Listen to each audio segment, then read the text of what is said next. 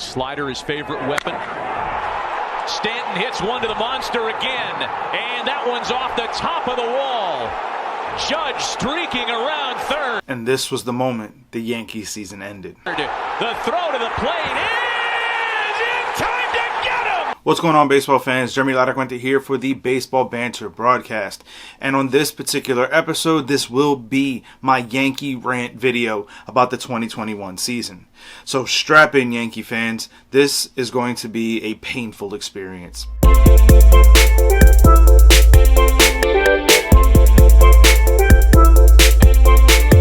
Now, I want to preface this by saying that there is going to be a shared amount of blame because there's not just one single individual that cost us this season. No, Phil Nevin wasn't the only culprit that ended the 2021 season for the New York Yankees.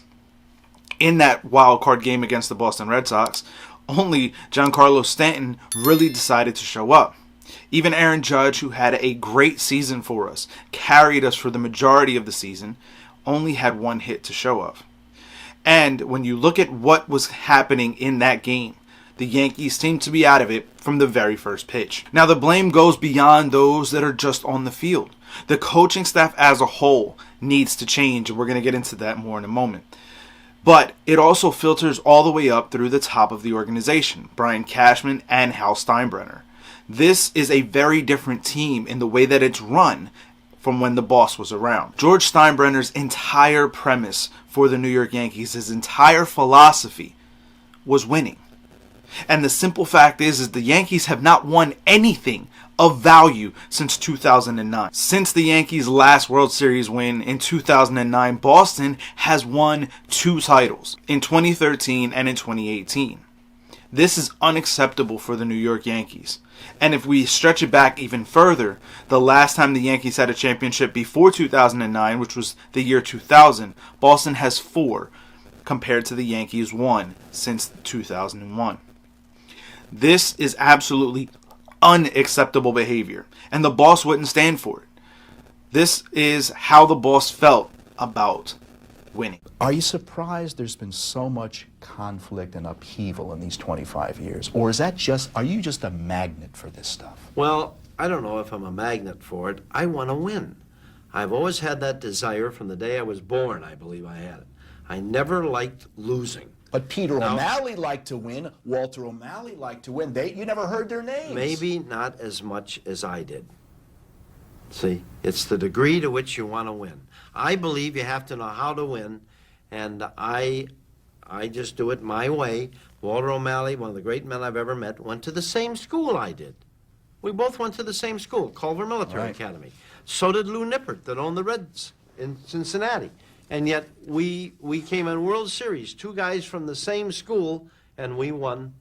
We won. So let's get into it. There are some changes that have to be made, and I say the entire coaching staff needs to be gone. We need a complete and different team all throughout that dugout, pushing buttons, prodding players to get the best out of themselves. This team right now surrounding Aaron Boone did not do the job. Between Phil Nevin's blunders on the bases, the players themselves who have blunders on the bases all season long, we've seen it. Grounding into double plays, running themselves into outs on the field is absolutely unacceptable. And that comes from the coaching staff not putting these players into positions to succeed. Yes, they are players that should know better. But when you have a coaching staff that does not reprimand them for not playing the game the way that it's supposed to be played, something has to change. From the beginning of what we saw with Aaron Boone, this has been a lax, kind of laid-back atmosphere. Yes, we've gotten some very good moments of Aaron Boone coming to the defense of his players, standing up, making a stand. The Savages in the box when he was squat down in the catching position. But as the years have gone by, we've seen less and less of that. This year in particular, we had more coaches thrown out than Aaron Boone, it seemed like. Boone would stay there, stoic, on the top step, waiting for what? While we, as fans watching on TV in the stadium, are absolutely rabid and irate at the things that were happening, Boone seemed to just let it go on by. Now, this is not a knock on Aaron Boone as a person. We know that he has had some health issues, and this may be one of the ways that he prevents any further health complications. That's fine. More power to him. But it's time to move him out of the dugout. Because we need someone in that dugout that is going to fire these players up, that is going to push these players to their absolute best. Because what we've seen in the last 4 years with this Aaron Boone era has not been the Yankees' best. The first 2 seasons, the Yankees won over 100 games apiece. I say this was in spite of Aaron Boone, not because of him. Those teams should have easily won the World Series. But when you look at the way that this team has managed, the bullpen management, the player management, and when you filter it down through the dugout, and Aaron Boone being the yes man that he seems to be, there's no place for that. We need a manager in that dugout that is going to push these players and force them to be uncomfortable, force them to the next level of their game. Now, when it comes to the managing position, in my mind, there's 2 potential candidates. Carlos Beltran was a player that was recently on the Yankees. As soon as he retired, he was interviewed for this Yankee job that ultimately went to Aaron Boone. Beltran would also have this whole scandal of the Astros sign stealing pop up in his face and would remove him from the managerial spot of the New York Mets. I think that the Mets are likely going to try to bring Beltran back in this offseason. However, the Yankees should take an opportunity to go and revisit the Carlos Beltran situation. Because I think with Beltran in the dugout, it's going to be very similar to Alex Cora. Last offseason, when the Yankees were defeated by the Tampa Bay Rays in the division series, I called for the Yankees to hire Alex Cora as their new manager. Yes, an unpopular opinion, but there's no denying Alex Cora pushes and fires up his players, and we need that in the dugout. The second option for manager, in my opinion, is that of Buck Showalter. He's sitting on the Yes Network booth each and every night post-game, and this is a man who has a plethora of baseball knowledge, who has a wealth of understanding about this game, and can get the best out of these players, in my opinion. Those, to me, are the 2 prime candidates the Yankees need to consult about this new opening as the Yankee manager. Now, when it comes to the team itself, the construction of this roster was absolutely and utterly flawed. There's no doubt about it. All up and down the lineup, there was swing and miss. There was no real consistency of an approach to put the ball in play. The Yankees need that. Tampa Bay and the New York Yankees had the same amount of home runs and Tampa Bay actually struck out more and walked less than the New York Yankees, yet they scored 146 more runs this season. Why? Because there was an emphasis on attempting to put the ball in play. Because you never know what happens when you just put the ball in play. But you know what happens when you strike out? Absolutely nothing. There are several vacancies in my mind on this New York Yankees roster. Now, how the Yankees go about filling them, whether by trade or free agent signing, that we'll have to wait and see. And that'll be in another video that we have here on the Baseball Banter Broadcast. But this is what I believe the Yankees need to change. They need a new starting shortstop, a new catcher, a new third baseman, and a new center fielder. When you go through and look at those positions, center field was an absolute albatross of nothingness between Aaron Hicks getting hurt and having to play 37-year-old Brett Gardner out there way more than we wanted to. There is a huge vacancy in center field.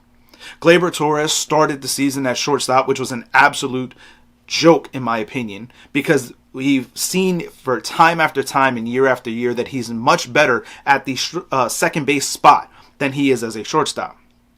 The timing to play shortstop is just not there for him mentally, but he's able to kind of relax his brain a little bit at second base and play a much better second base defensively. However, if there's an opportunity to move him to rebuild this entire infield, I'm all for it. Now, third base, Gio Urshela has gone through some ups and downs with the New York Yankees. We would see him in the best of lights in 2020 in the shortened campaign. But in 2021, we would see a lot of regression out of him, and not the same type of player, both offensively and defensively. If the Yankees can find an opportunity to boost that, they also need to take advantage of it. To me, the biggest area of focus for the New York Yankees, obviously outside of pitching, and we'll get into that in just a moment, is going to be the catching situation. Gary Sanchez in this experiment, it's time to move on. As much as I love Gary Sanchez and the potential that he has to save this team with a big 3-run home run, the swing and miss, the fundamental flaws in his defensive game are just too great. At this point, when you look at Gary Sanchez behind the plate, you're waiting for something bad to happen. It's not, oh, it happens every once in a while. It's, when is the next moment? And before you think it, it happens. The Yankees need to fortify that catching position. Higashioka is not that much better of a defender, and we would see those blunders throughout the course of the season. And when you take the huge offensive hit that you're taking already, and Gary Sanchez being as inconsistent as he is, you need to fortify your backstop position with somebody that's going to play better. Whether it be a defensive-minded first catcher, that's fine. The rest of the Yankee offense has the opportunity and the potential to be able to carry a weak-hitting catcher. But you need him to be solid defensively. What we have right now with Gary Sanchez and Kyle Higashioka is neither. They're neither one are a defensive stalwart, and the offense is too inconsistent. The Yankees need to fortify everything up the middle. Catcher, shortstop, second base, and center field. When you have a strong up the middle, you have a team that is built for the postseason. You have a team that is built to win regularly. When you have weakness all up the middle of your field, you have a team that is littered with vulnerability. And that's what we saw with the New York Yankees. Now, when it comes to the pitching side of things, yes, we have Garrett Cole. Luis Severino should be back in the rotation as of next season. Jordan Montgomery and Jameson Taillon. However, the Yankees are going to need at least 2 more starters. The injury-prone nature of Jameson Taillon leaves a huge gaping hole because you know it's going to happen. He's going to get hurt again. He pitched with an ankle situation for the last couple of weeks of the season, and this was going to be a question mark of whether he was even going to be able to make the final start of the year. He got in there, not so great, but the Yankees were able to make it happen and get into the postseason. So the Yankees are going to need at least 2 more starting pitchers. There's going to be a lot of names that are potentially available through free agency and or trade this offseason. The Yankees need to focus in on the best ones, and in my opinion, that is the AL strikeout leader, Robbie Ray. The Yankees are also going to need to figure out their bullpen situation. There's a lot of good arms down in that bullpen for the New York Yankees, but there's also going to be arms down there that are not the same that they used to be. Aroldis Chapman needs to be removed from the closing position.